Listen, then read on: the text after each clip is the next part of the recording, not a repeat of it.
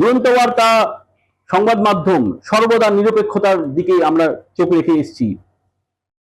সত্য পথে আমরা কিন্তু এগিয়েছি অবিচল, আর সেই দিকেই আজকে আমরা নজর দেব। আজকে দেখতে পেলাম আমরা অভিষেক বন্দ্যোপাধ্যায়কে ভবানী ভবনে তলব করা হলো। কালীঘাটের যে বাড়ি, কালীঘাটের বাড়িতে যেরকম ভাবে অবৈধ নির্মাণকে কেন্দ্র করে যেভাবে হাইকোর্ট এবং সিআইডি পক্ষ থেকে যেভাবে তাকে আদেশ দেওয়া হলো, তলব করা হচ্ছে, ঠিক একইভাবে নির্বাচন চলাকালীন উনি যে মন্তব্য করেছিলেন, অর্থাৎ ডিজে, সেই ডিজে মন্তব্য নিয়ে সিআইডি আবার তলব করলেন তাকে ভবানী ভবনে। জবাব কি? এই যে ভোটের সময়, নির্বাচনের সময় যেভাবে মন্তব্য করেছিলেন, আর সেই মন্তব্যের জেরেই উনাকে বারবার তলব করা হচ্ছে। সেই তলবের উনি কোনো সঠিক নথি দিতে পারছেন না।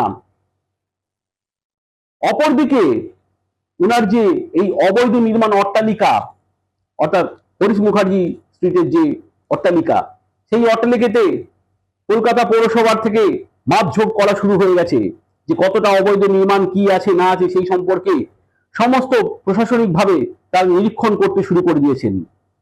একে আমরা দেখতে পেলাম যে একের পর এক প্রত্যেকে তাকে ছেড়ে দিয়ে চলে গেছে, কেউ তার সঙ্গ দিচ্ছে না। একেবারে অভিষেক বন্দ্যোপাধ্যায় একা পড়ে গেছে। যিনি মামলা করছিলেন এতদিন, যাকে বলা যায় একদম আতুর ঘর থেকে মামলা করছিলেন কল্যাণ বন্দ্যোপাধ্যায়, উনিও কিন্তু সরে দাঁড়ালেন। উনার পাশে আসে কেউ নেই। এতদিন উনি ভিআইপি ভাবে ঘুরে বেড়াচ্ছিলেন চারিপাশে জেড প্লাস সিকিউরিটি নিয়ে। বাড়িতেও কিন্তু ঢুকতে গেলে পারমিশন দরকার থাকতো, বেল্ট খুলে, ঘড়ি খুলে, সমস্ত কিছু খুলে তার বাড়িতে ঢুকতে হতো। নিরাপত্তার বেষ্টনীতে যিনি থাকতেন, আজকে ভবানী ভবনেতে উনি বারবার উনি কিন্তু হাজির হচ্ছেন, হাজিরা দিতে হচ্ছে ওনাকে। কালীঘাট থেকে যেভাবে উনাকে বারবার একইভাবে ভবানী ভবনে তলব করা হচ্ছে, সেই বিষয়ে মানুষ আজকে চোর চোর স্লোগান চারিপাশে উনাকে ঘিরে করছেন। দুর্নীতির পাহাড়, সেই পাহাড় প্রসঙ্গে প্রত্যেকে একে একে সরব হচ্ছেন। এবং উনার যে এতদিন যে সহায়ক ছিলেন সুমিত, উনিও কিন্তু পলাতক, খোঁজাখুঁজি চলছে। কি হবে অভিষেক বন্দ্যোপাধ্যায়ের? উনি কি সঠিক তথ্য দেবেন, না এইভাবেই এড়িয়ে এড়িয়ে বেড়াবেন?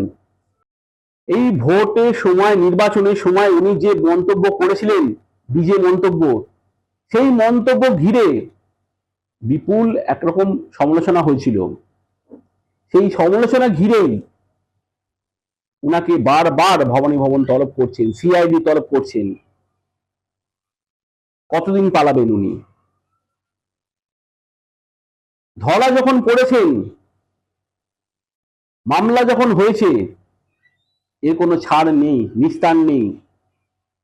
কারণ কেন্দ্রে আছে বিজেপি সরকার। কি হচ্ছে, কি হবে, আগামী দিনে আমরা দেখে নেব। এই পর্যন্ত আজকে আমাদের এই প্রতিবেদন। আপনারা ফলো করুন, সাবস্ক্রাইব করুন, এবং আমাদের দৈনিক যে পত্রিকা সেই দিকেও আপনারা নজর দিন। আপনারা গ্রাহক হন। নমস্কার।